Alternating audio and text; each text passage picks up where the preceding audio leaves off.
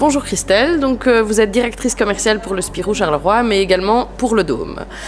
Pouvez-vous justement nous expliquer en quoi consiste votre travail et quel est votre quotidien?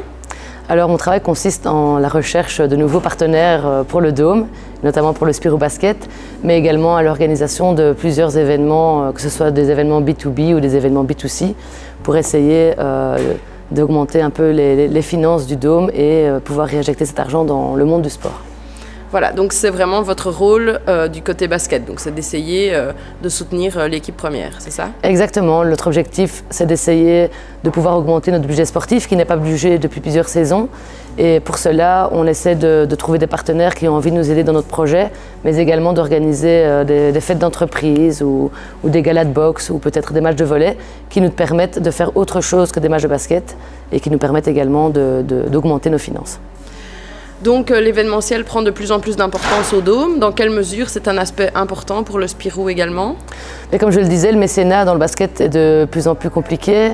Et donc grâce à nos infrastructures qui sont quand même assez importantes, nous essayons de développer d'autres choses pour essayer de pouvoir aider notre équipe de basket à se développer et à pouvoir jouer sur la scène européenne notamment. Très bien. Alors on ne le sait peut-être pas, mais l'Académie du Spirou n'est pas dédiée qu'aux hommes. Les dames y ont aussi un grand rôle à jouer, notamment au travers d'une équipe de Pont-de-Loup qui évolue en D2. Donc est-ce que vous pouvez un peu nous parler de cette association entre le Spirou et Pont-de-Loup? Alors en effet, l'Académie aujourd'hui du Spirou Basket est mixte avec le club du Royal Éclair Pont-de-Loup pour le côté féminin. Il y a quelques années, on s'est rendu compte avec Axel Hervel qu'on travaillait de la même manière du côté filles à Pont-de-Loup et eux du côté garçon sur le site de Jumet. Et on s'est dit pourquoi pas rassembler les forces vives et travailler ensemble dans un projet mixte, puisque c'était aussi, la diversité est aussi l'une des valeurs du Dôme. Et donc on a décidé il y a 2 ans de tenter l'expérience, et les 2 clubs ont travaillé ensemble pour développer exactement les mêmes choses du côté féminin et du côté masculin. Et aussi sur la partie de l'équipe d'âge qui concerne aujourd'hui la Régionale 1, qui est la 2e division en Wallonie, avec laquelle on travaille avec essentiellement beaucoup de jeunes, ce que fait aussi le Spirou Basket au niveau de la division 1. Ok, alors quels sont les objectifs à terme au niveau de l'équipe dames justement?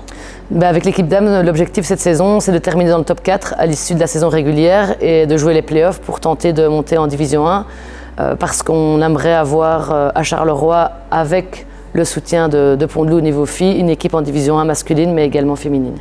Ok, donc en effet, l'idée est donc de faire comme à Malines, avec une équipe homme et une équipe femme en division 1, à la différence près qu'à Charleroi, on trouvera l'académie en plus.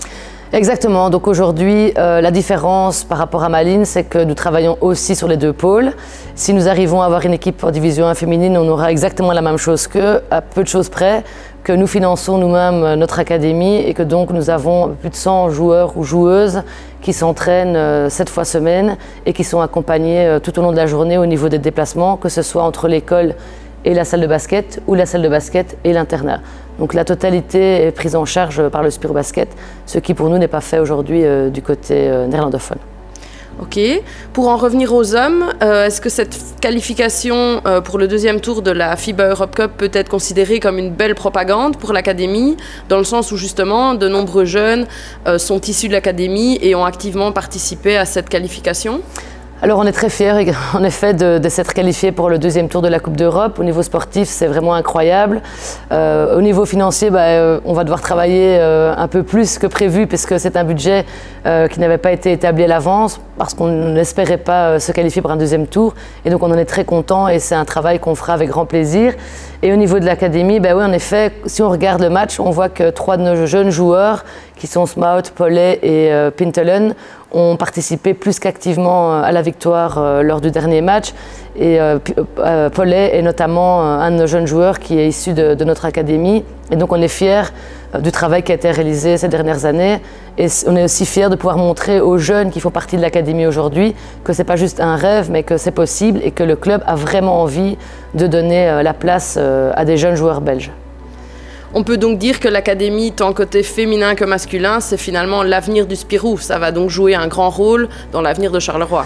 Notre objectif, c'est clairement celui-là. On pense que si on travaille maintenant sur la formation, on en récoltera les fruits dans les prochaines années. On espère que ce sera le cas aussi bien au niveau masculin qu'au niveau féminin. Et on pense que dans les prochaines années, c'est vraiment ça qui fera la différence, de pouvoir jouer avec des jeunes joueurs ou des jeunes joueuses qui évoluent ensemble depuis plusieurs années, qui ont pu se développer de manière individuelle, mais qui ont aussi une cohésion d'équipe puisque ça fait des années qu'ils travaillent ensemble.